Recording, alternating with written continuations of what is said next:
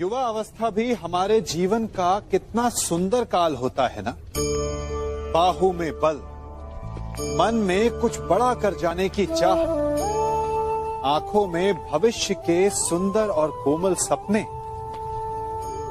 और इसी अवस्था में मनुष्य के भीतर पनपता है प्रेम। किसी को देखकर उस पर मन मोहित हो जाता है और फिर मनुष्य अपना सब कुछ उस पर न्यौछावर कर देना चाहता है। फिर प्रेम की परिणति होती है विवाह में। क्यों? सबको अपने खट्टे मीठे संस्मरण स्मरण हुआ है ना। परंतु यहीं से अधिकतर माता पिता और संतान के मध्य विचारों का विरोध प्रारंभ हो जाता है। संतान को लगता है कि उसका चुना जीवन साथी ही उसके लिए उपयुक्त है और माता पिता को लगता है कि संतान अनजाने में भूल कर रही है।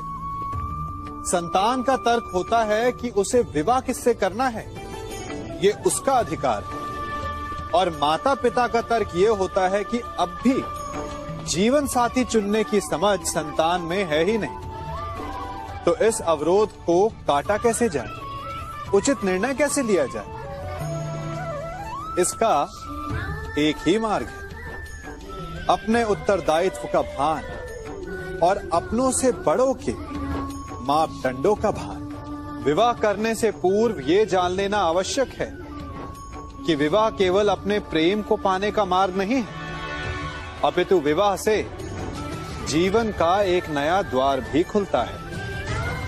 और हर नए जीवन के साथ नए उत्तरदायित्व भी होते हैं। और यदि इन उत्तरदायित्वों को समझकर निर्णय लिया जाए तो विश्वास कीजिए, आपका दाम्पत्य जीवन आनंद से भरा रहेगा और आपको कभी ये पछतावा नहीं होगा कि आपने कोई अनुचित निर्णय लिया।